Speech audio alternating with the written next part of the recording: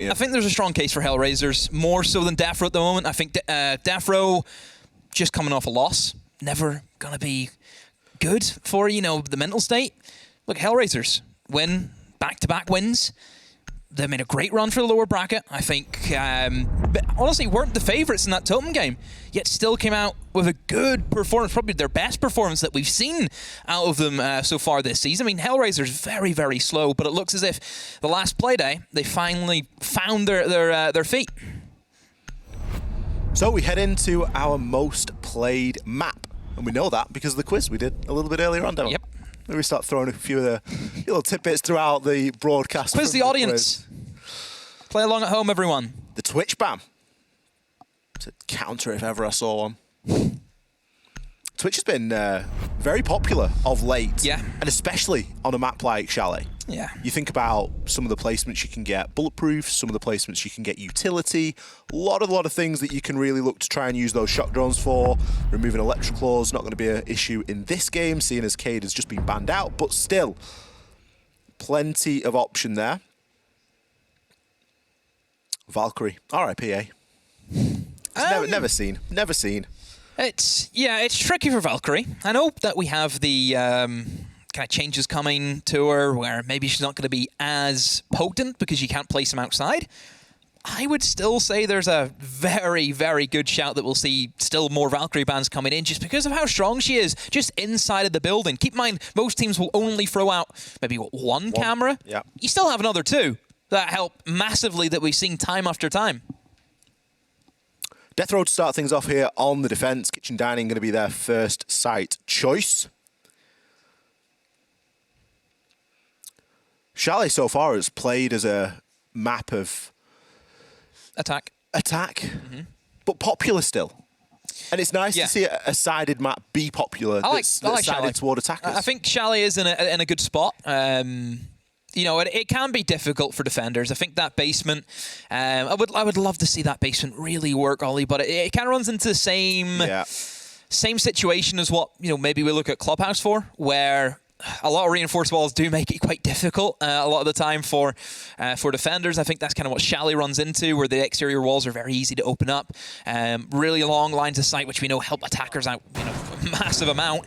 And because you don't really have the lack of, I think, denial, because it's a basement, you don't get to go blow and try and play C4s that we see with other bomb sites that maybe run in that same situation. So, but I mean, the other three still very, very viable. Big fan of the kitchen that's coming out. I think we've seen the kitchen kind of be extended into almost as if you're holding master bedroom at times, isn't it? We see that similarity to cafe a lot of the time. You think of reading room and then in towards top floor. You kind of, if you're defending reading, you defend the top floor. And this is, again, very similar situation. You're defending that kitchen. You have to defend that bedroom just because the verticality exists. And it does force the attackers into a full map clear as well. You've got to try and gain that beachhead somewhere, whether it be over toward Library, whether it is inside of Solarium, if you're going to look to try and fight for those trophy stairs. Though. We have seen teams go for the risky West mains. We have seen it. The thing is, for Chalet as an attacker, it's about maximising the time spent outside of the building to gain yourself an early pick. It's a good map for crouch walking, and I think, you know, the Olympic sprinters, as I like to call them, such as, you know, Mowgli and Axis right now already doing that. You can get into the bomb site so fast. Look where he is already. He is almost on the site door. Look at this.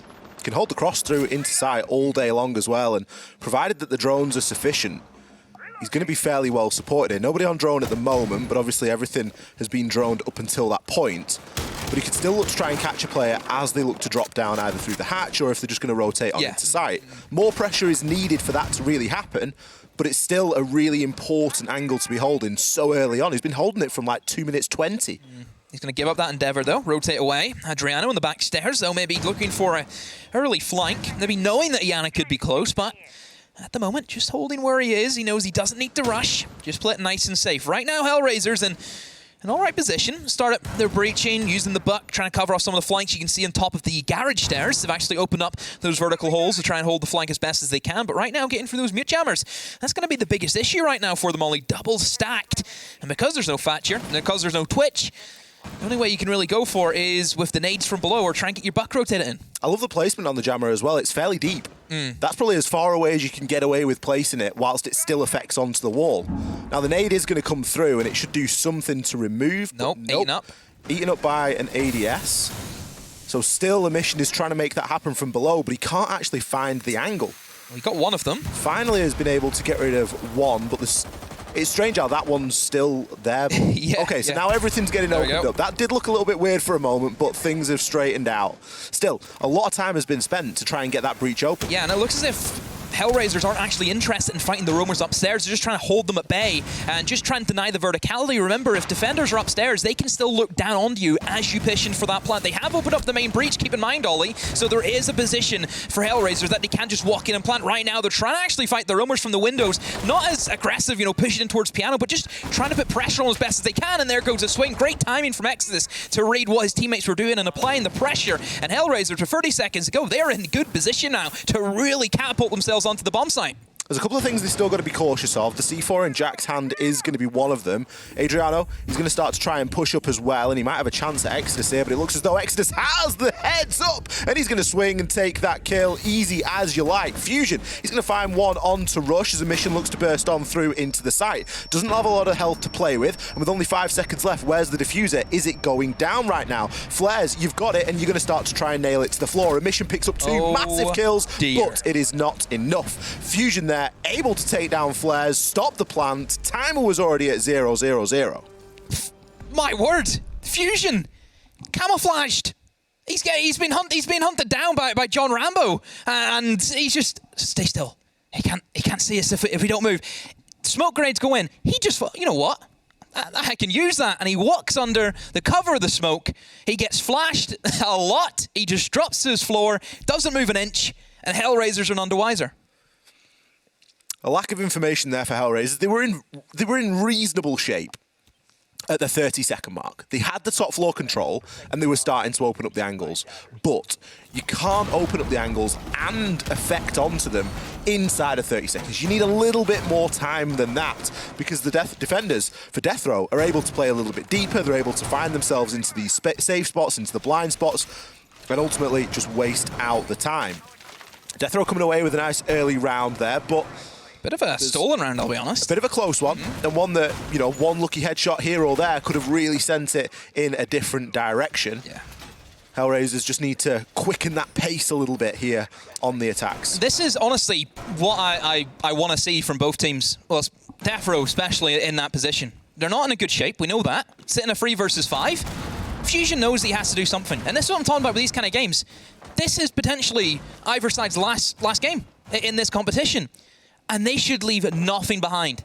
What happens if Fusion thought, no, maybe I'm better not? That seems stupid. No, I'll just die straight away. And he doesn't go for that. Diffuser gets down and loses the round.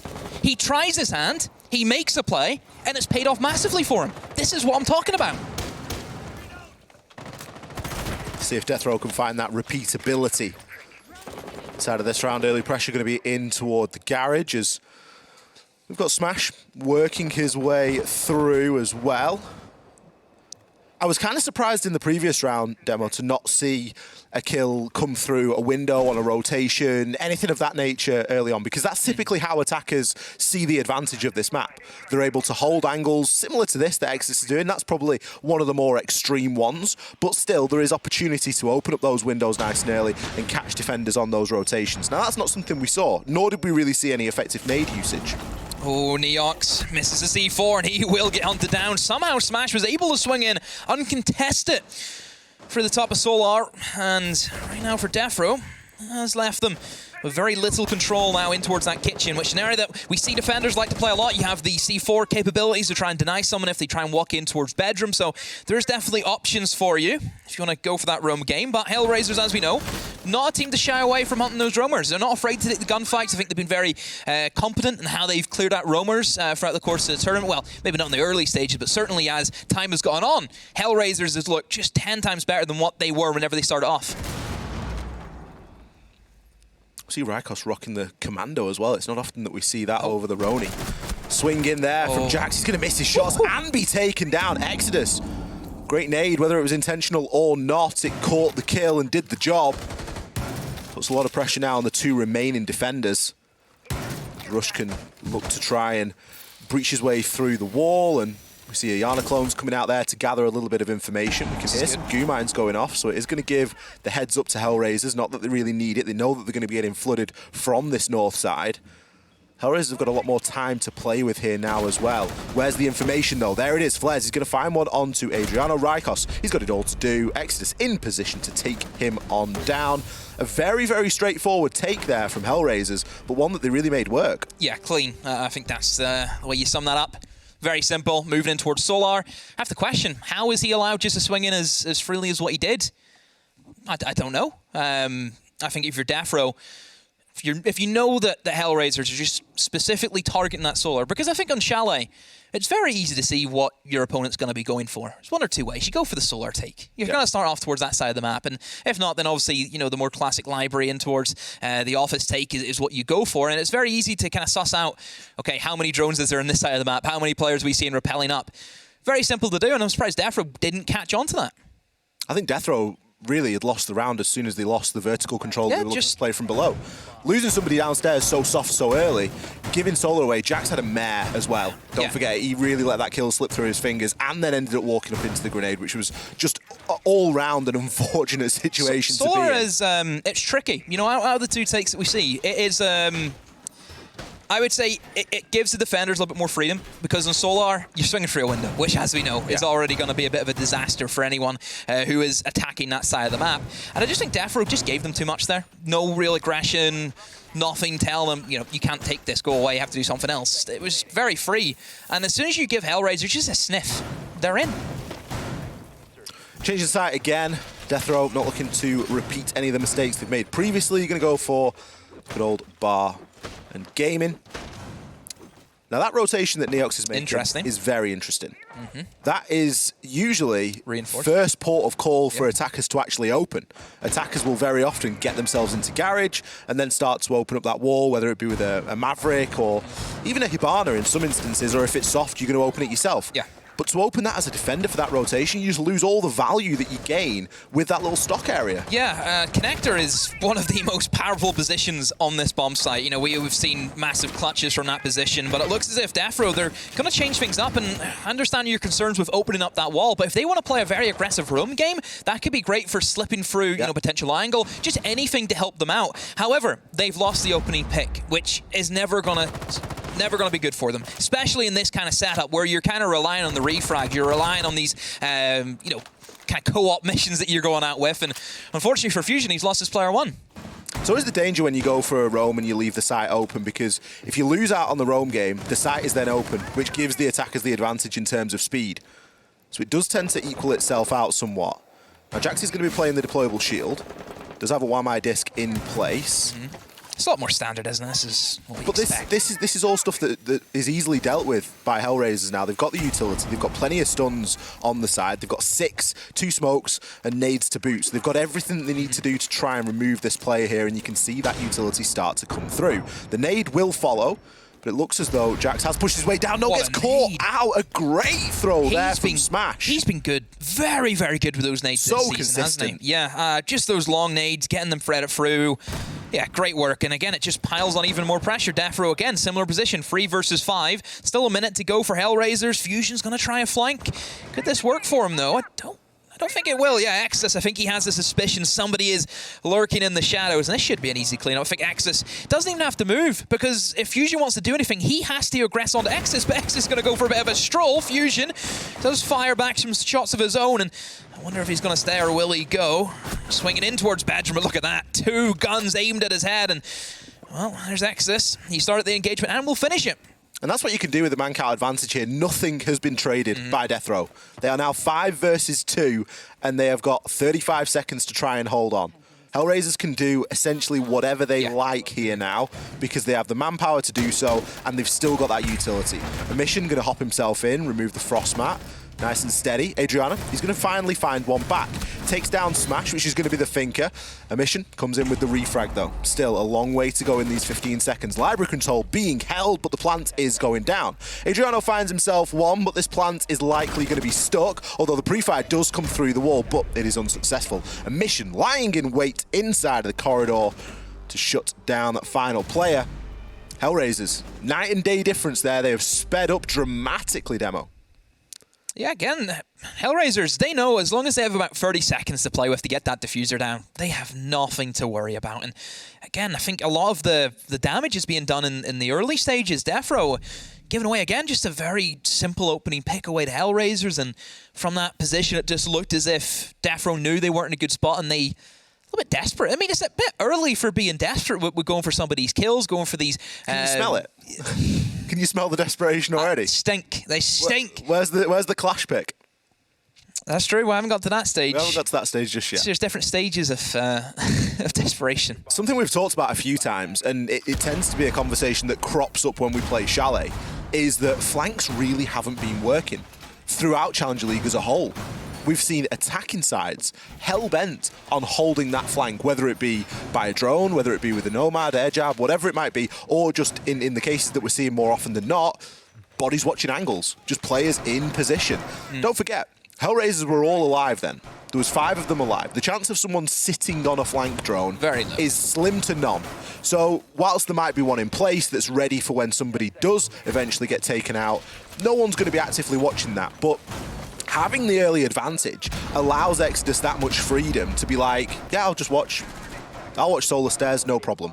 And all of a sudden, as soon as you know someone's there, you can call for a little bit of assistance, go for the 2 versus 1, and then continue the clear. DeathroW's lack of trades was the scariest thing in that last round. They lost 3 bodies before being able to find a response, and at that point, it was almost a fact-finding mission from HellRaisers to understand, right, where are these people? We've got to start peeking something. 2 players have yet to get a kill from DeathroW. And I know people might be thinking, oh, it's early demo, there's no need for that. This is everything for both of these teams. This is it. If you win, you get your chance. You get a shot at EUCL. If you lose, all that work this season for nothing. It means everything for these teams. And you just hope at the end of the day, both teams can say, we left nothing. We threw everything that we did at this game. It was a better start. Rykos going to take down Exodus. Often does find himself in that Hero War 0 position, as do many entries. It can either be really flowing and everything can be, you know, working beautifully for him, or he just comes up against a couple of brick walls. Currently 7-2, he isn't going to be too concerned about getting himself taken out there, but it will slow down some progress. 2 nades removed and a lot of information gathering potential, not to mention the fact that the clones can be used to burn surrogates as well. You do lose out on a fair whack when you lose Niana early on, but HellRaisers is going to have to overcome that and going to be going for their typical approach in through this solar side. Couple of people on rappel. A mission below, going to start to skeleton key open that floor and just see if there's anybody playing on the stairs. Yeah, I'm surprised that they didn't just go from solar right off the rip, and that's what I want to see from DeathroW. Put the aggression. Don't give them that free access. You know, Smash has pretty much tried the exact same thing. And what's happened to him? Nope, not getting in today.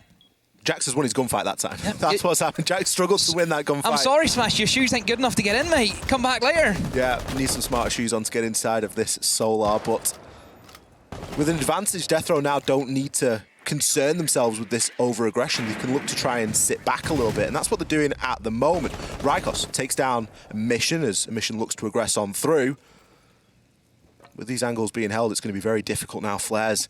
It's a last-ditch attempt if you're going to try and push your way up through West Main, which looks as though that's going to be the play at the moment. 45 seconds left. Still, we've got Rush outside on the rappel. There's going to be a player just the other side of the window. The pre-fire shots come through. Neither player connecting with the finishing blow, but dishing out a lot of damage. Rush eventually is taken down. It's Flares, well, we all know how that ends. A flawless round for DeathroW, starting to try and bite back. Yeah, that is... what a turnaround, you know, from the last rounds we've seen to that round. Wow, that's what we want to see from DeathroW. Take the aggression to HellRaisers. Don't give them the freedom. We know what HellRaisers are going to go for. HellRaisers, I think, have been, fairly structural in terms of what they want to take. It's just sometimes they take different avenues. Different players will get themselves in different positions. But the main goal will always stay the same with HellRaisers, yeah? We know what they want. It's just how will they get there. And for DeathroW, you look at last time they defended it. They gave them that early access. They gave them that control. And like I mentioned, you're swinging through a window. It's not a safe way to enter into a building. And I think that was demonstrated. It really was. HellRaisers are going for... They're almost going for that Empire-esque and almost Russian-esque play style of... It's classic. We've seen that from you know. Empire. You think Empire 2019, you think of what they did in Oregon. It was the exact same thing every single time, yet it worked every single time, But then again, it's Empire. It's a different breed. It's a different breed entirely, but the mindset is still the same. We saw a very similar take there from HellRaisers, but DeathroW had the adaptation. They had that ability to change within the round and figure out something that they could do to just edge the advantage into their favour. And in that case, it was as simple as getting opening picks, keeping an advantage, and still trading off the kills. Back down to the kitchen. This was the 30-second sight that we saw back in round number 1, I believe. Yeah, it was a bit of a camouflage moment. Like the Predator, isn't he? Fusion. In the jungle, just lying and waiting. Perfect moment to strike. So, yeah, all credit. I mean, like I said it before, you want to make the big plays. Hold nothing back. This is it. Fusion. He did that. Let's see if he can do a similar thing. But then again, the lineup has changed quite drastically, I would say, from the line of DeathroW. We're not seeing a Jaeger be brought in. We're seeing the Kapkan make an appearance.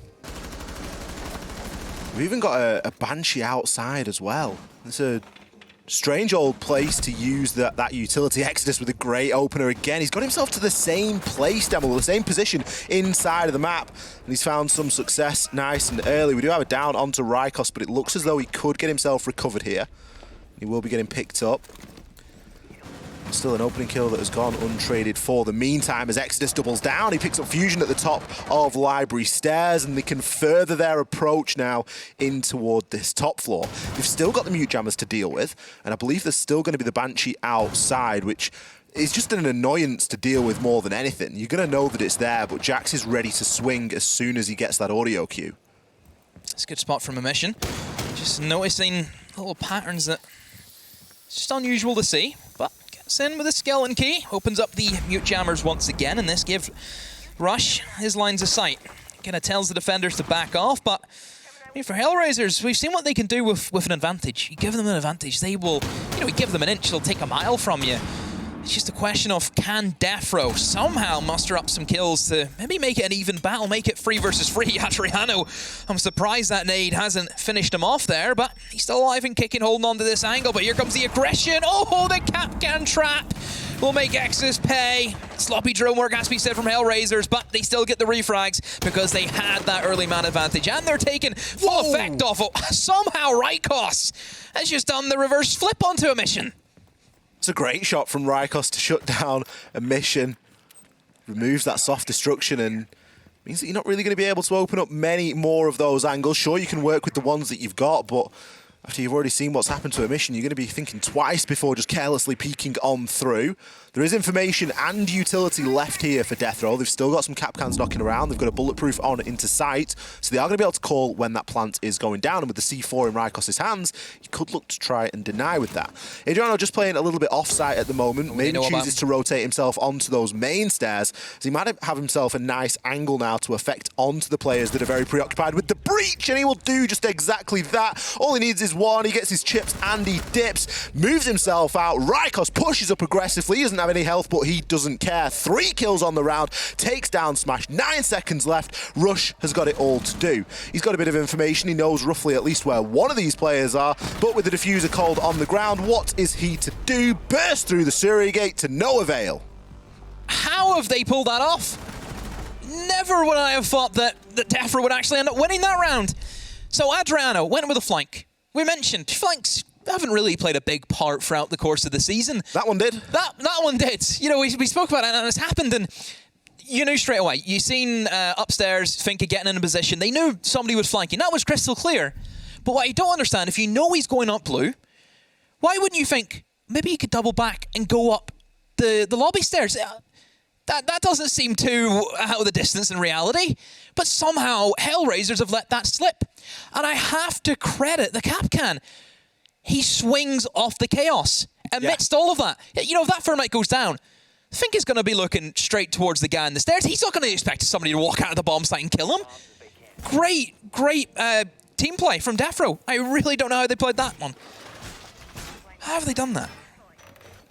And the kill that we saw vertical as well. I think that was the one that I let out the audible wow. It was almost uncontrollable at that point. Rykos, big step up. Mission was ripping that floor open and just got sat down for his troubles. I mentioned Rykos didn't have any kills 2 rounds ago. Everyone stepped up.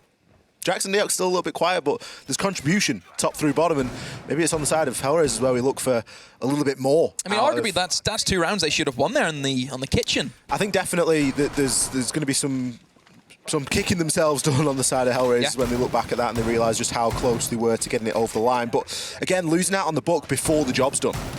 Really struggling to make as many angles as they needed to vertically, and they didn't have any pressure in through trophy that time either, so it allowed the defenders to play quite deep and without too much concern.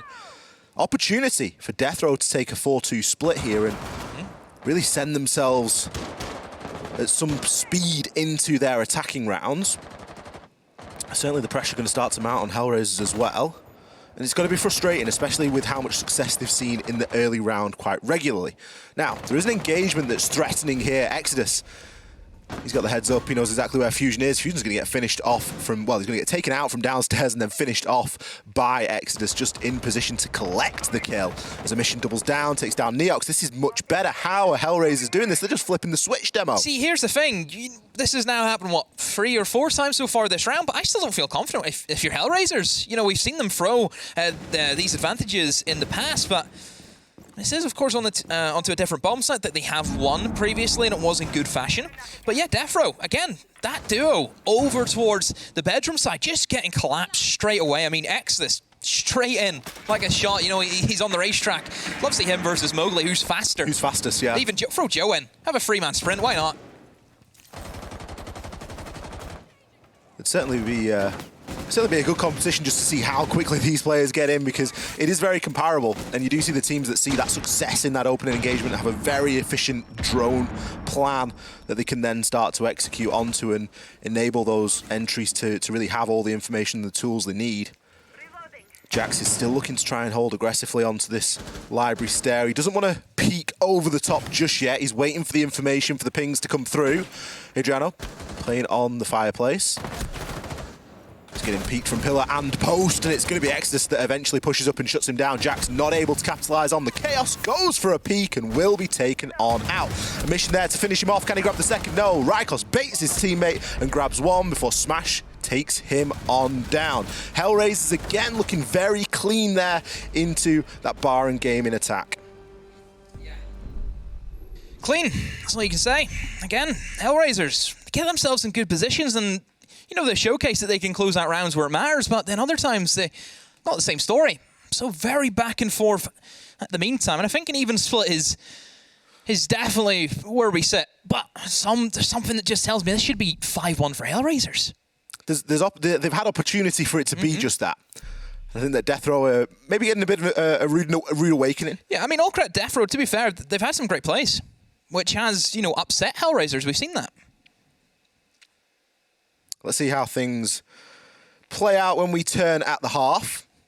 See the mirror 6 picks out of into an alibi there. That's not always what we used to seeing. It is worth mentioning that last time this game played, it was a 2-0 to DeathroW, but it was by no means a close 2-0. We had an overtime win and a 7-5 thrown in there as well. DeathroW really struggled to make it clean, but they did get it over the line. That's all that matters. I think that we've spoken about HellRaisers as a team that have improved week after week, play day after play day. And already we can see this is the same contest that we got inside of that best of 3 again demo, and it's getting played out for the second time. It is. I mean, I think if you look at HellRaisers, you know, the story they've been on, first 2 play days, not nothing to really boast about. You know, just about beat Helios. Then they lose the next game against DeathroW, and from there things were looking, you know, very glum. You know, we kind of nearly roped them in the same as Makers, these big teams who didn't show up, didn't perform. But now we're still at a position where we could see HellRaisers in that final, which I think a lot of people predicted from the get-go. Sure, maybe not the way they did it, but still managed to get there. Doesn't matter how you get there. People don't remember how you get there, they just remember who wins in the end. DeathroW. A fairly slow approach, given the pace that was set by HellRaisers. Not looking to really push anybody in too early, and I know that we do have, I believe it's Rykos inside of Library right now, but realistically, Exodus was moving and it was really getting himself established inside of the first 30 seconds or so. So already a bit of a slower approach here from DeathroW. Not necessarily a bad thing, just a contrast in the playstyle. Burning the laser gate there.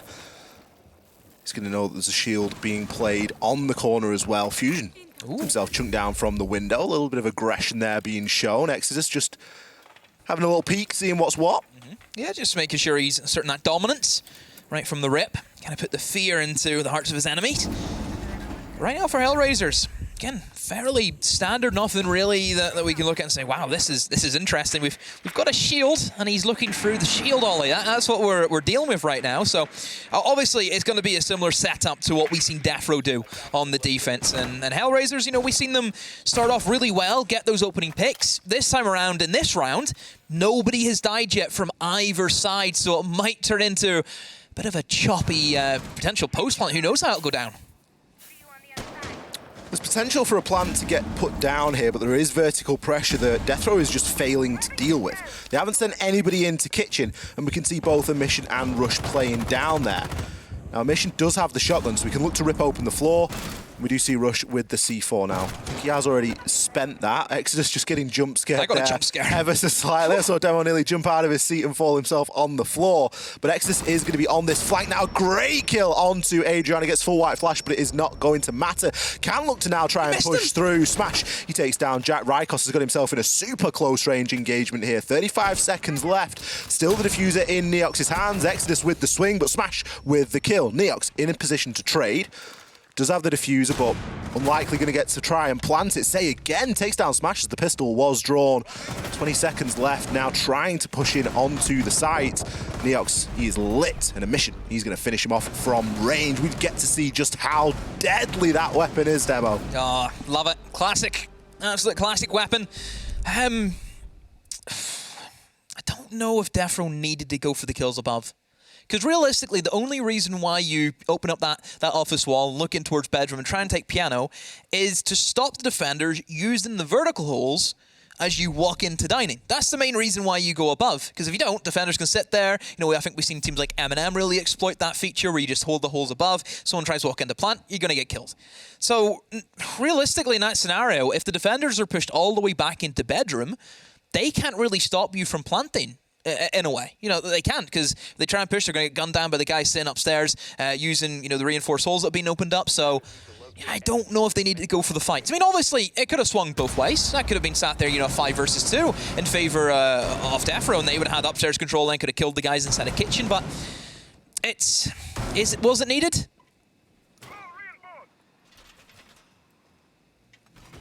A question we will never find the answer to. But I agree. I don't think that DeathroW needed to really get themselves as wrapped up as they did. Putting pressure onto site usually leads defenders to make that rotation back down anyway, so you're going to want to try and use that to your advantage. And there's a sweet spot, I think, isn't there, in every round where you can actually look to make that play.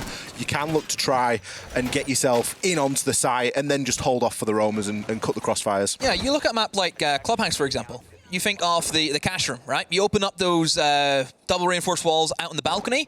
You don't really walk in from that wall to plant, do you? You don't really have to take those fights. You're there to simply hold the crossfire and stop defenders rotating. That's all I think DeathroW needed to do in that scenario.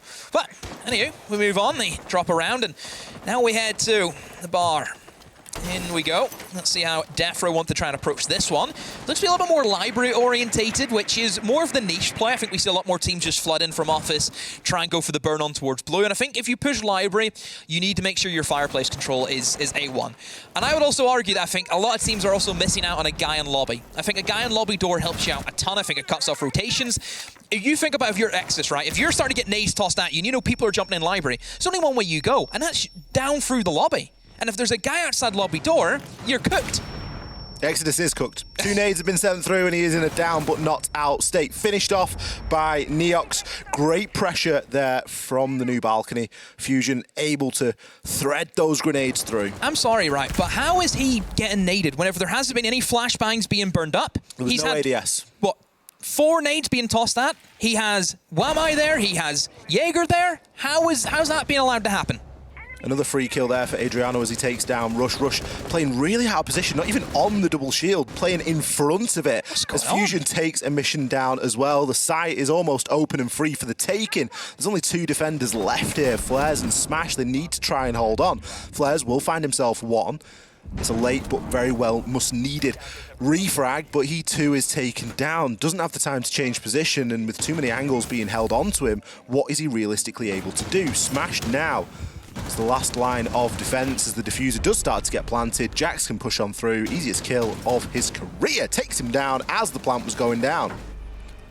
Simple. Just looked as if that DeathroW did a bit of drone work. Seen the Legion. Hey, he doesn't have any ADSs. He doesn't have any Wamai discs. Get the nades in. You have to question utility placement.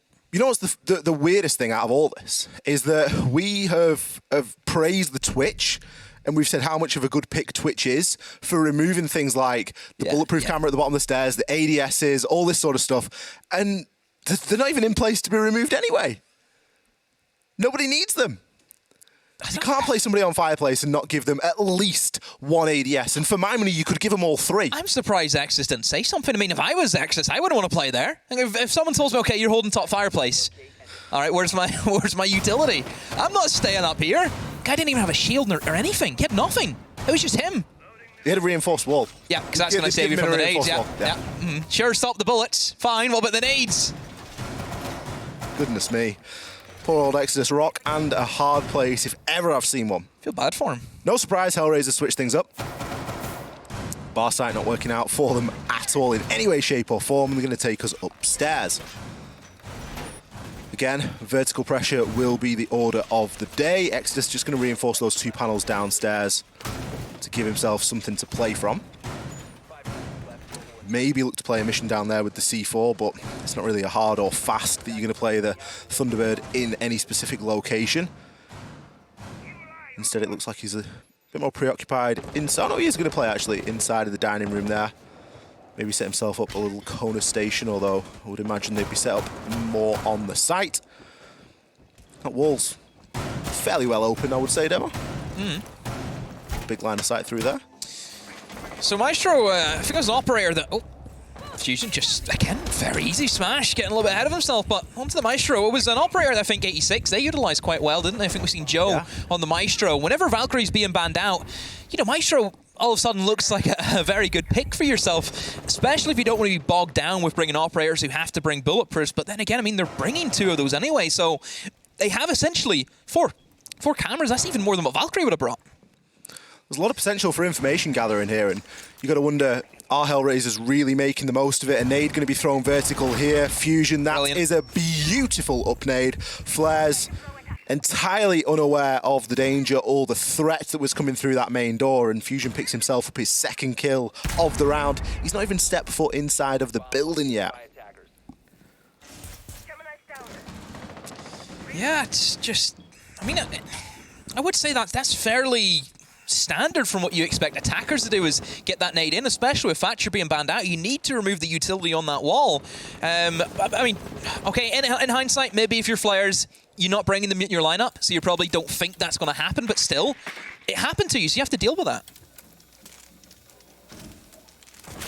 Exodus, are you going to be the difference maker here? Already getting pushed and peaked. Finds himself one onto Rykos. We heard the barricade get opened up behind him there. Jax is in hot pursuit. Maybe looking to try and swing onto this as a mission takes down Fusion as well. He can look to make up a rotation up those solar stairs. Exodus in position, does have the Kona station, so can get himself juiced back up and then maybe then some. Long angle's being held there as well as you start to see the plan go down from Neox. C4 comes through from a mission. Is it going to land? No, it falls very short, and the plant will be confirmed. Swings from both sides, but it's HellRaisers to capitalise. And now we're in a 1 versus 2. The pressure is firmly on. The stun's going to come out. You're going to be full white flashed. Adriano does eventually find that last kill. He got a little bit of the stun effect onto him himself, but he had the sight picture already. It's muscle memory at that point, Demo. Just that C4 so close yet so far. I mean, that C4 connects. Feel as if almost HellRaisers have been in better positions, but the closing of rounds has not been there today for them. And we say that DeathroW got a lead at the moment. It's 5 rounds to 4. It's not that significant just yet. This next round really does mean a lot, and it's almost a little bit make or break. If DeathroW get themselves onto a match point, HellRaisers have to play pretty flawless siege from there on out and take it into an overtime. Kitchen Dining going to be the site HellRaisers choose here to make what could be a very important stand for themselves. It's worth mentioning at this point that the next map is going to be Bank, which is a HellRaisers map through and through, Demo. Yeah, definitely. There's really no question in that. And I wouldn't be surprised, honestly, here to see us go to all 3. Yeah, Club will be an interesting one between both of them, if we get there, of course, but still didn't see how map 1 goes, Ollie, before we start fantasizing about, oh, map 3 coming up. I think I just want 3 maps. I think that's what it is. So, this Kitchen Dining, it's been a tricky old site for both teams to attack. Hasn't been great for either of them. Certainly for the defense has been, but not for the attacks. DeathroW haven't really changed up their lineups. Triple nades coming in, no surprise, I think, along with the flashbangs. You have plenty of stuff to burn through, but you know, you look at the utility from HellRaisers, just the ADSs, not much else. Again, it's going to be a fairly straightforward take for DeathroW. We've seen them really be able to conduct themselves effectively in the early part of the round. A mission there getting chunked down as I think he was maybe peeking through onto the solar window, or either that or it was a bit of a wallbang through the trophy window, just as he was making that rotation up those main stairs. Focus initially here being paid by DeathroW in toward that garage area, looking to open up that floor and be able to cut off anybody that's rotating through that trophy stair. You can see there's going to be nobody there for the meantime, but these players have legs, Demo. Yeah. I mean, it's a very, very strong angle to open up. I really hope that Neox holds it. Rykos. I'm surprised Exodus has fell for that. That's one of the oldest tricks in the book. The power of the yellow ping. The power of the Z ping there really being demonstrated. Effective drone work really is very rewarding. And Rykos showing us exactly why there. It's going to give them a much freer time of getting themselves into that master bedroom. Now, Smash could look to try and make a play, but he does get caught out on the drone. So that means that the balcony window is likely going to get opened and the flank will be held from here, forcing Smash to make his way back downstairs. Rush holding on to that office door, so Jax has to be careful if he sprints on in. But at the moment, DeathroW just wanting to slow things down, keep it at their pace, figure out what they want to do next. And realistically, I mean, if you are DeathroW, it's all about this top floor control, and somehow Rykos has tiptoed around. Almost felt as if he was underneath a shark tank and somehow he's alive. I'm not sure how he's found the angle there, because it comes into the old trying to shoot your own feet sort of angle, where it is impossible to do, but that's exactly what he's been able to find. He can now get himself in upstairs. Mission's going to find himself down there through the floor as Rykos picks up his third. He can further rip this floor open, but it's not really going to be required, as Smash is going to be the only survivor, and another flawless round here for DeathroW. Fusion from the window. He's been deadly all game long. He's going to close that round out, and that's going to put DeathroW onto map point. Big old LMG just sat there in the window. One in the competition, he's been a standout. We think of what Rush was able to do and Smash was able to do.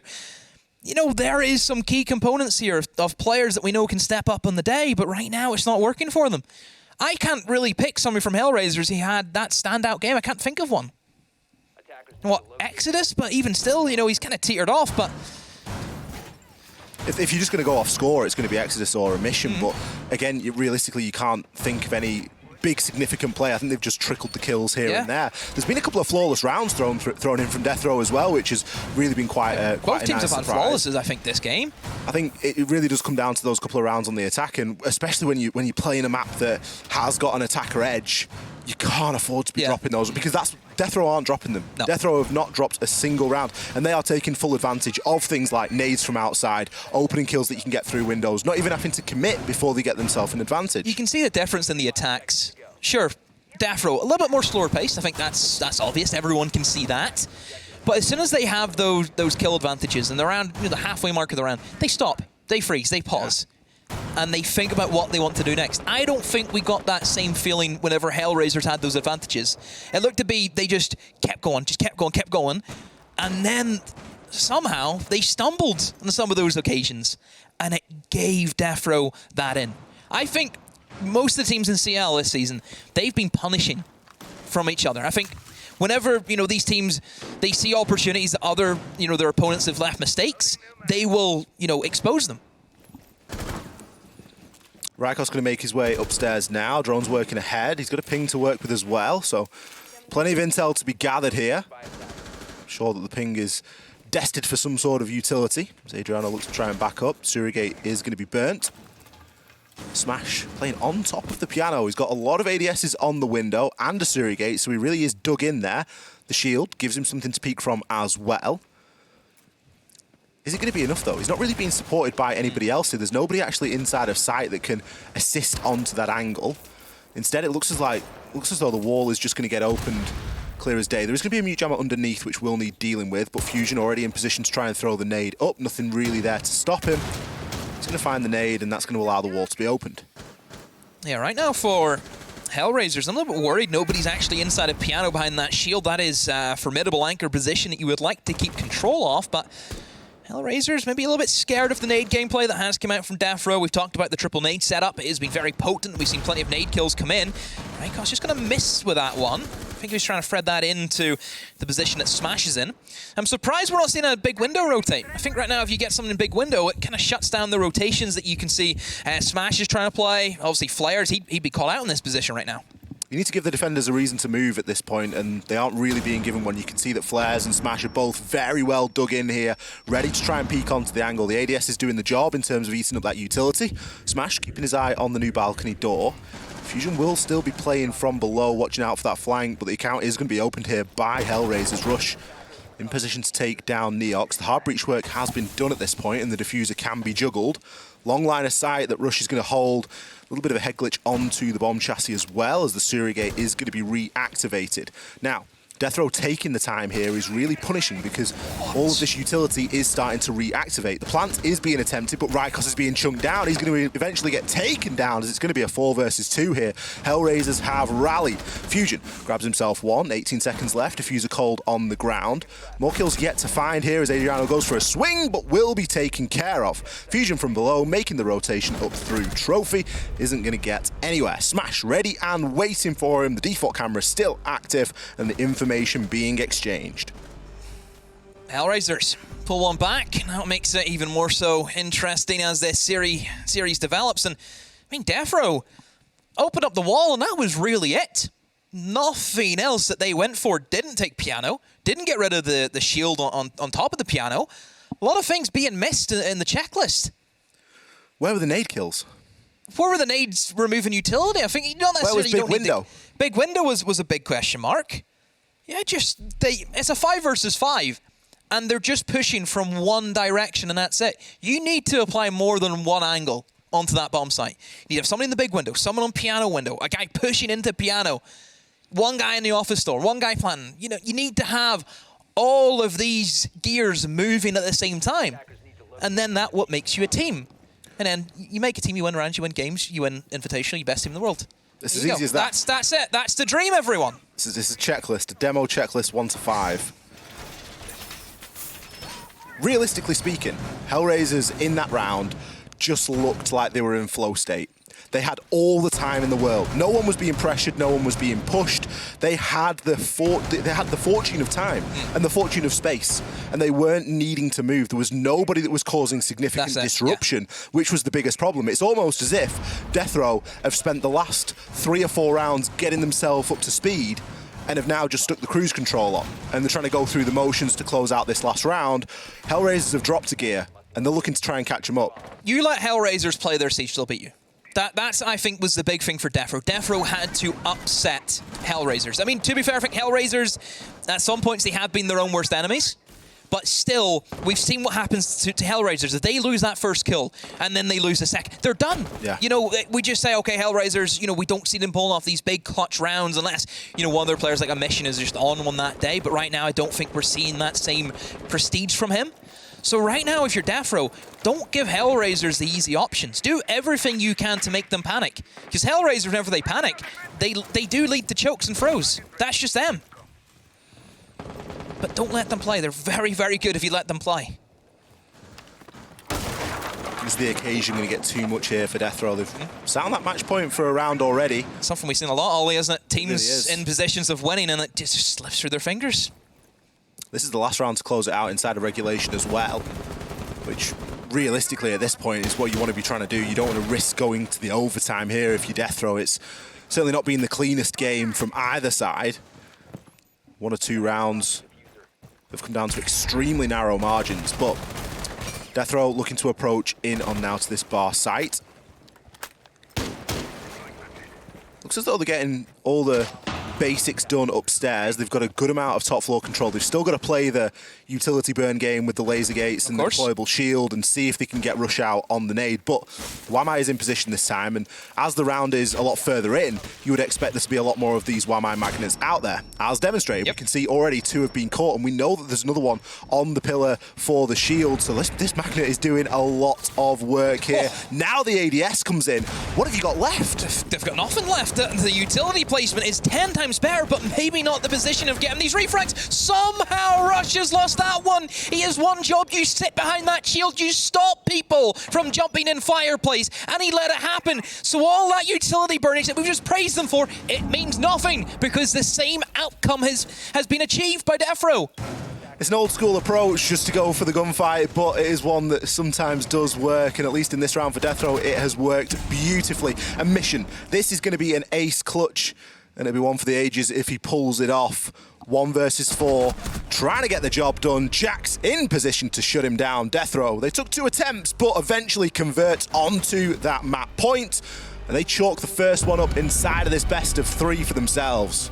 DeathroW in that last round, it was very, very difficult. We kind of thought, like, wow, this is it from HellRaisers. Their rally, they've got the utility placement under control.